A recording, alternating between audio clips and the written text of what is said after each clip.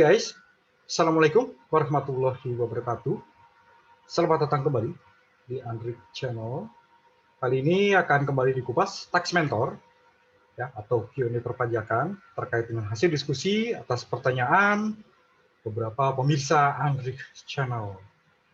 Oke guys, terima kasih selama ini telah menyaksikan dan terima kasih juga sudah like dan share.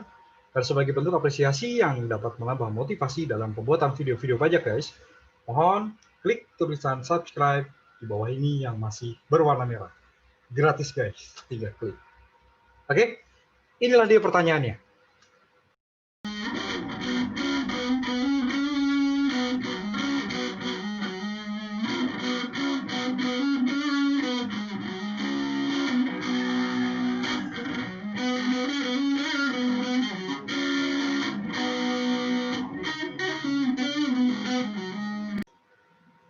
Bapak atau Ibu Narangi melalui Andrik Channel menulis, "Halo Pak, terima kasih untuk sharing ilmunya sama-sama, Narangi.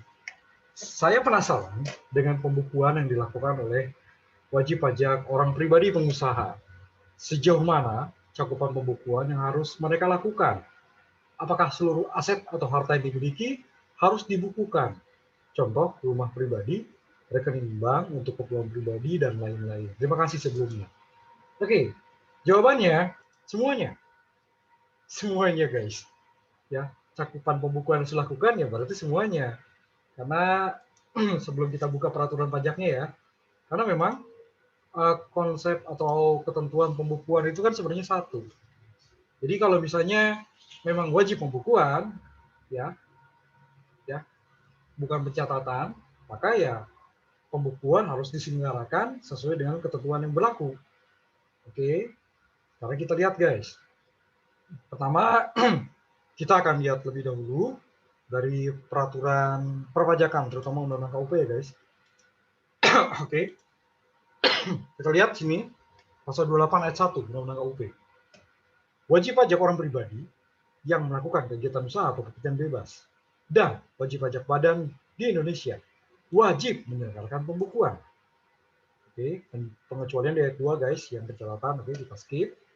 Pembukuan atau pencatatan, nah ini dia guys, yang membuat kenapa tadi saya bilang semuanya gitu kan, harus diselenggarakan dengan memperhatikan itikat baik dan mencerminkan keadaan atau kegiatan usaha yang sebenarnya. Itikat baik guys, ya, dan mencerminkan keadaan atau kegiatan usaha yang sebenarnya. Oke, kita lihat dulu apakah ada nomor penjelasan. Oke, cukup jelas ya, ayat 3. Lanjut lagi guys. Ini semuanya ada di pasal 28 guys, tentang penyelenggaraan pembukuan. Juga pencatatan. Pembukuan atau pencatatan harus dinyalakan di Indonesia dengan menggunakan huruf Latin, angka Arab, satuan mata uang rupiah, dan disusun dalam bahasa Indonesia atau bahasa asing yang diizinkan oleh Menteri Keuangan. Ayat 4. Ayat 5.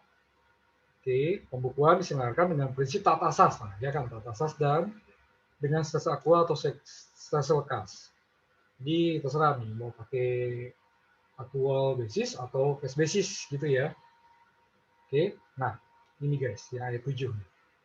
Pembukuan sekurang-kurangnya terdiri atas catatan mengenai harta, kewajiban, modal, penghasilan, dan biaya, serta penjualan dan pembelian, sehingga dapat dihitung besarnya pajak yang terutang. Oke, pembukuan dengan menggunakan bahasa asing, nah, dan mata uang selain rupiah dapat diselenggarakan oleh wajib pajak setelah mendapat izin. Oke, yang ayat 7 ini guys yang paling penting guys. Juga tadi ya, ayat 3 ya, sekalian dengan memperhatikan itikat baik dan mencerminkan keadaan atau kegiatan usaha yang sebenarnya, harus jujur berarti. Itikat baik, keadaan atau kegiatan usaha yang sebenarnya. Sekurang-kurangnya pembukuan terdiri atas catatan mengenai harta, kewajiban, modal, penghasilan, biaya, serta penjualan pembelian sehingga dapat dihitung besar pajak yang berutang. Jadi memang inilah dasar tadi saya bilang semuanya ya, cakupannya itu ya, cakupan pembukuan yang harus dilakukan adalah semuanya. Itu tadi itu.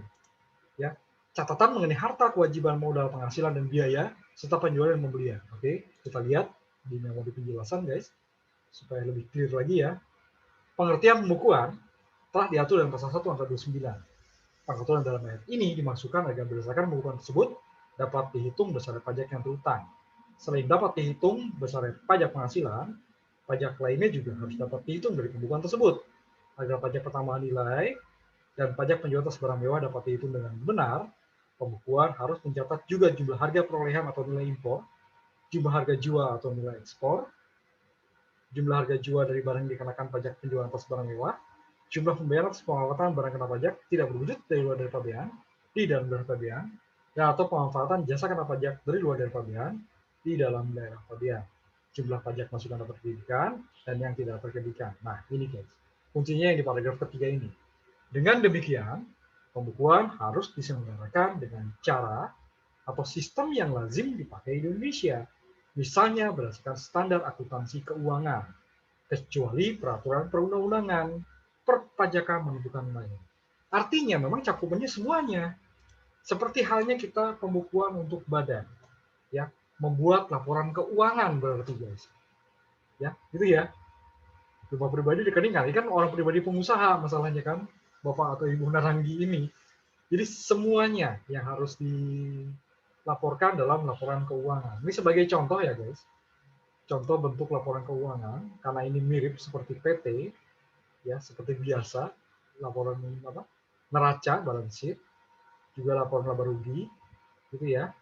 Oke, aktiva pasiva, aktiva hutang modal ekuitas, aset, ya, aktiva, hutang sama modal, ekuitas, aset, ya, liabilities tambah owner equity dan lain sebagainya. Nah, gini ya guys, harus dilaporkan, oke. Nah, ini contohnya guys. Bisa di sini ada kas, di kan ada tanah, mesin, dan sebagainya. Mirip jadinya guys. Jadi contohnya saya memang mendirikan PT. Semuanya jadinya, karena itu tadi, ya, di ayat 7. Sekurang-kurangnya terdapat terserta mengenai harta, kewajiban, modal, penghasilan, dan biaya, serta jualan pembelian, sehingga dapat dihitung besar pajak yang terutang. Jadi intinya memang dapat dihitung besarnya pajak, baik pajak penghasilan juga pajak-pajak lainnya yang terutang gitu ya. Ya, jadi di sini harus melaporkan apa tadi katanya bank ya, kata Bapak Ibu Naranggi. Rekening bank iya, kas atau bank kan gitu ya. Rumah pribadi ya kan memang dia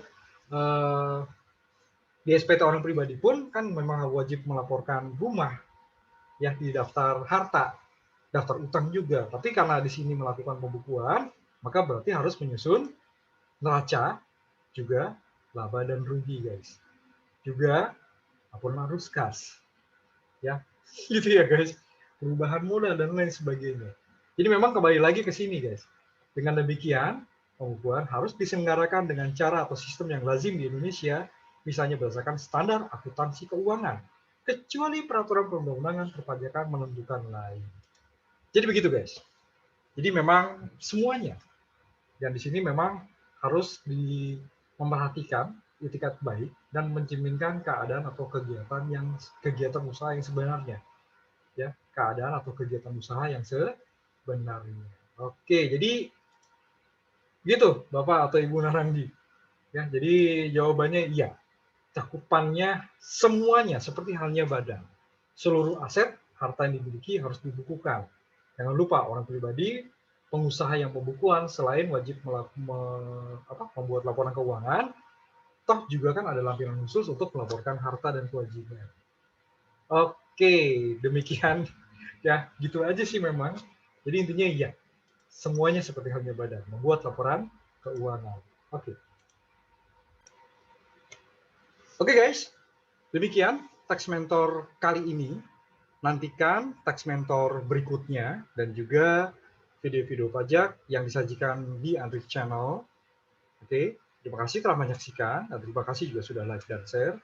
Dan sebagai bentuk apresiasi yang dapat menambah motivasi dalam pembuatan video-video pajak guys, mohon klik tulisan subscribe di bawah ini yang masih berwarna merah.